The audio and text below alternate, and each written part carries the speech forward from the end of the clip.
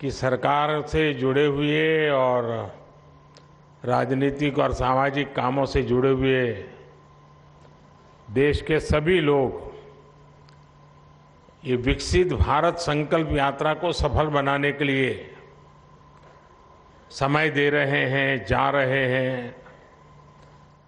तो यहाँ के सांसद के नाते मेरा भी दायित्व बनता था कि मुझे भी उस कार्यक्रम में समय देना चाहिए। तो मैं एक सांसद के रूप में, आपके सेवक के रूप में आज सिर्फ इसमें आप ही की तरह हिस्सा लेने के लिए आया हूं।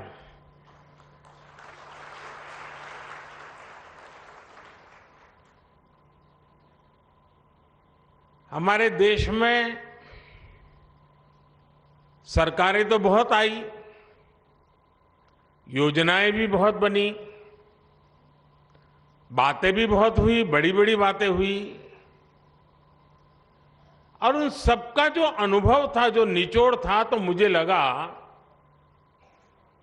कि देश को सबसे ध्यान देना वाला काम जो है वो ये है कि सरकार जो योजना बनाती है, जिसके लिए बनाती है, जिस काम के लिए बनाती है, वो सही समय पर बिना किसी परेशानियों के वो योजना उस तक पहुंचे। अगर प्रधानमंत्री आवास योजना है तो जिसकी झुग्गी है, झोपड़ी है, कच्चा घर है, उसका घर बनना चाहिए, और इसलिए उसको सरकार के चक्कर काटने की जरूरत नहीं है। सरकार को सामने से जाकर के काम करना चाहिए।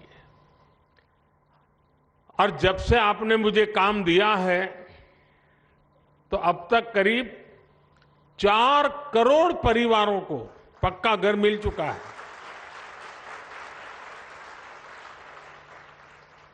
लेकिन अभी भी खबर मिलती है कि भाई वहां कोई रह गया है, उस गांव में वो रह गया है।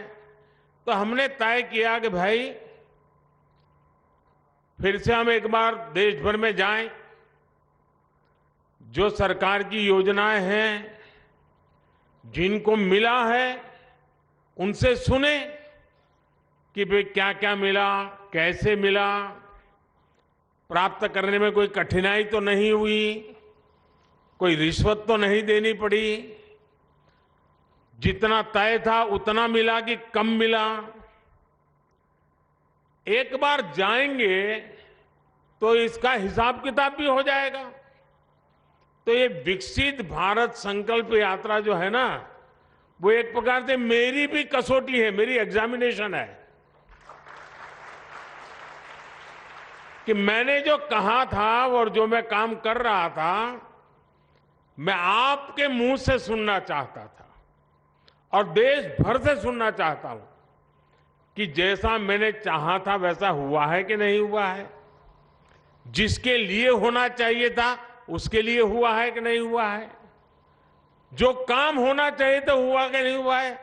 अब मैं अभी कुछ साथियों को मिला जिन्होंने आयुष्मान कार्ड का फायदा उठा करके गंभीर से गंभीर बीमारियों का इलाज करवाया है। उन्होंने एक्सीडेंट हो गया, हाथ पैर टूट गए, तो अस्पताल में जाकर के मैंने उनको पूछा, तो कह रहे थे साहब इतना खर्चा हम तो कहां से करते, जी लेते ऐसे ही। लेकिन जब आयुष्मान कार्ड आया तो हिम्मत आ गई, ऑपरेशन करवा दिया, अब शरीर काम कर रहा है।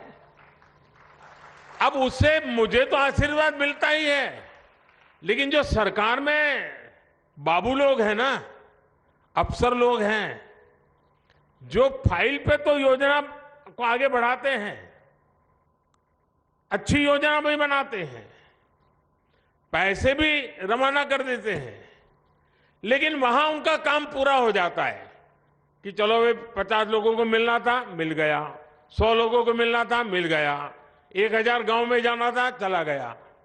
लेकिन जब वो ये बात सुनता है कि उसने कभी फाइल पे काम किया था, उसके कारण काशी के फलाने मोहल्ले के फलाने व्यक्ति की जिंदगी बच गई, तो वो जो अफसर होता है ना, उसका भी काम करने का उत्साह अनेक गुना बढ़ जाता है, उसको संतोष मिलता है।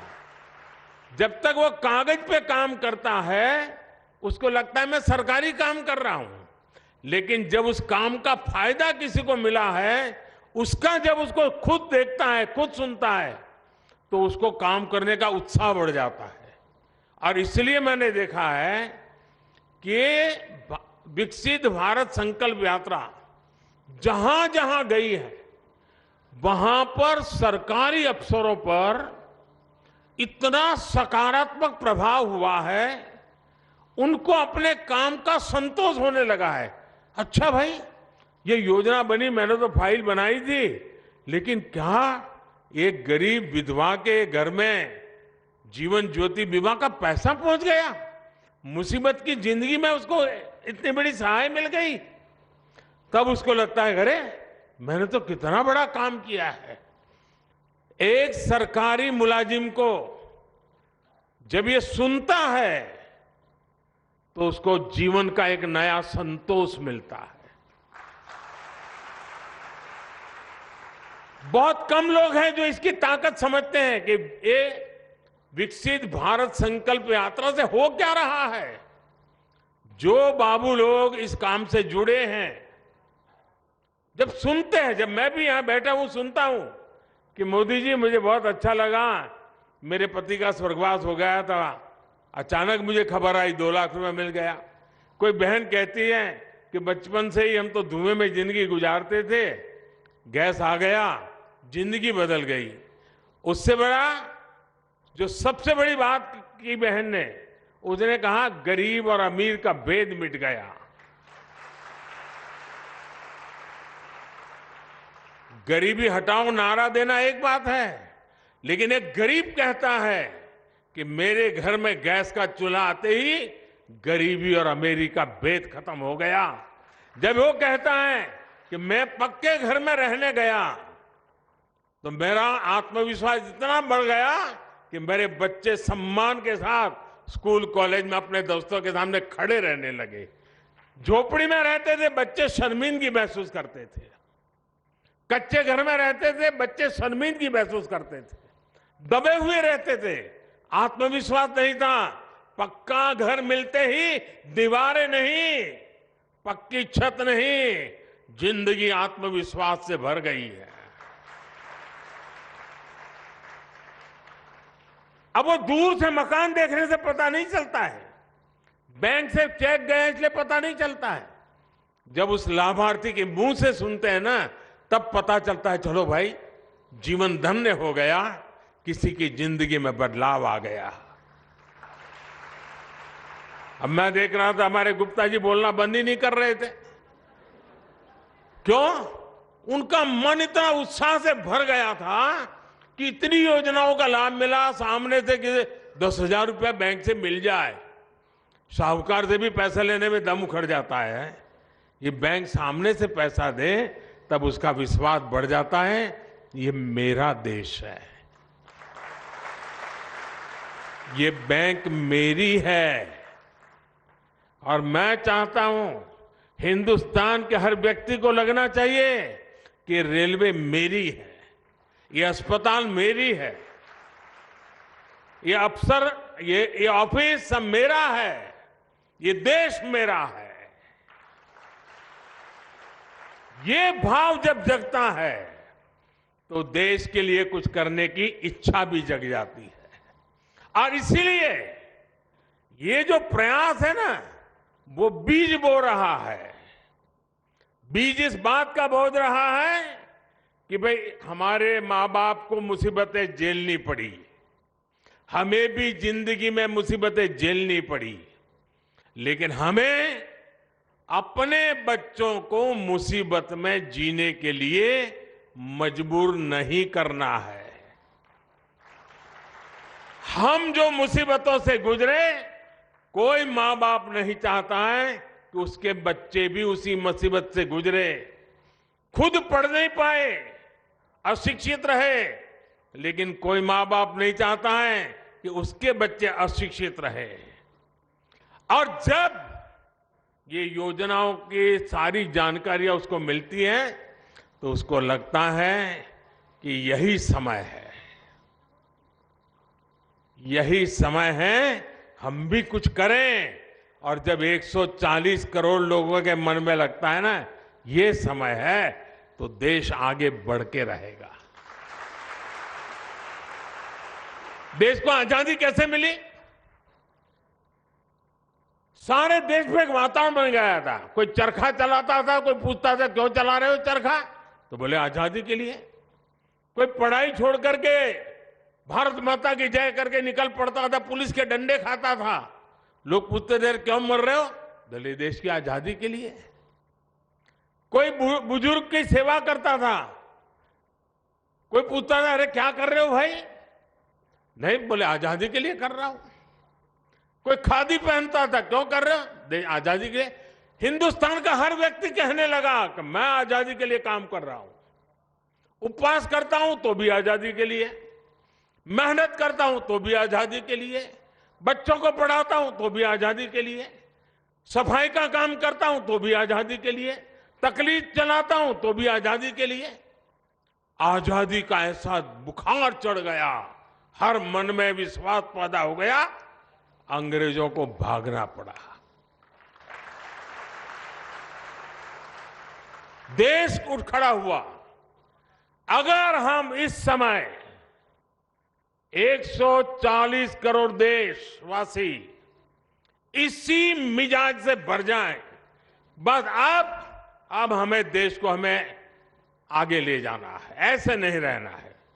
हर एक की जिंदगी बदलनी है, हर एक की शक्ति का सम्मान होना चाहिए, शक्ति का उपयोग होना चाहिए, तो देश को आगे बढ़ाना चाहिए। एक बार ये मन में ये बीज बो रहे ना, आज 25 साल में तो ऐसा वटवृक्ष बनेगा, 2047 में 2047 में विकसित भारत बन जाएगा और बच्चों को फल मिलना शुरू हो जाएगा। ये वटवृक्ष की छाया आप ही के बच्चों को मिलने वाली है। और इसलिए विकसित भारत बनाने के लिए हर नागरिक का मिजाज बनना चाहिए, मन बनना चाहिए, संकल्प बनना चाहिए। और अगर मन बन जाता है तो मंजिल दूर नहीं होती है। और ये विकसित भारत संकल्प यात्रा, ये एक प्रकार से देश का काम है, ये किसी राजनीतिक दल का काम नहीं है। और मैं मानता हूं जो इस काम को करता है ना, वो बहुत पवित्र काम करता है। वो दूर से देख रहा है, अखबार में पढ़ रहा है, उसको समझना चाहिए कि मेरी गाड़ी छूट रही है, मैं मौका छोड़ रहा हूं। मैं भले देश का प्रधानमंत्री हूं, लेकिन मेरा बड़ा उमंग है आज आपके बीच आने का। मुझे बड़ा आनंद है कि मैं आज विकसित भारत संकल्प यात्रा का मैं हिस्सा बना। मैं भी संतोष करूंगा कि हाँ भाई, ये काम मैंने भी किया। आप में से हर किसी को करना चाहिए। अगले गांव में जहां भी यात्रा जाने वाली हो, शहर में जिस वार्ड में जाने वाली हो, भव्य स्वागत होना चाहिए। सब पे सब लोग आने चाहिए, हर किसी को सुनना चाहिए, योजनाओं का लाभ लेने के लिए आगे आना चाहिए। और जिसको योजना का लाभ मिला है उसने आत्मविश्वास के साथ इसको बताना चाहिए। अच्छी बात बताने से भी अच्छाई का वातावरण पैदा हो जाता है। और इसलिए मैं चाहता हूं कि विकसित भारत यात्रा ये एक बहुत बड़ा सपना है, बहुत बड़ा संकल्प है, और अपने ही प्रयासों से इस संकल्प को हमने सिद्ध करना है। मुझे बहुत अच्छा लगा, सबसे मिलने का मुझे मौका मिला, आपसे भी सुनने का मौका मिला। लेकिन हम सब प्रयास करें इस यात्रा को और सफल करें, देशवासियों के मन में भाव पैदा करें, आत्मविश्वास पैदा करें। और हमने देखा है घर में भी जब पैसे नहीं होते हैं, तकलीफ से गुजारा करते हैं, तो कई काम नहीं कर पाते, इच्छा हो तो भी नहीं कर पाते।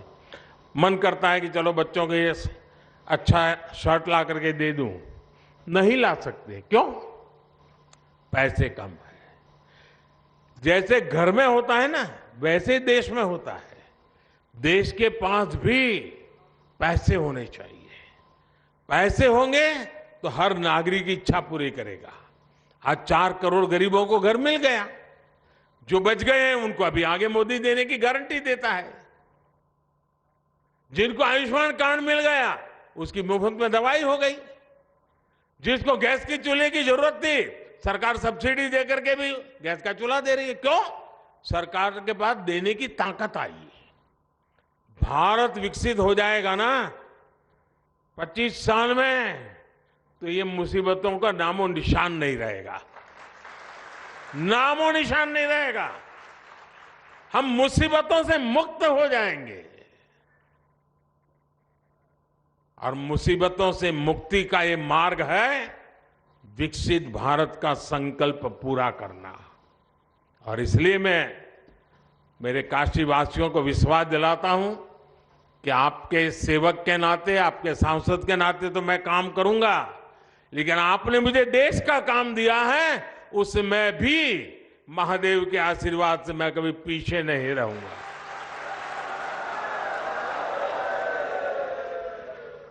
महादेव की हम सब पर कृपा बनी रहे और ये यात्रा हमारे काशी में तो बहुत सफल होनी चाहिए। ढीली ढाली नहीं। कार्यक्रम में ज्यादा से एक परिवार का एक भी व्यक्ति ऐसा ना हो कि जो यात्रा में न गया हो। जाएं, घंटा 2 घंटा उस कार्यक्रम में हिस्सा बने। इसके लिए आप सब मदद कीजिए और विकसित भारत के संकल्प को और मजबूत कीजिए। आप सबका बहुत बहुत धन्यवाद। नमस्कार।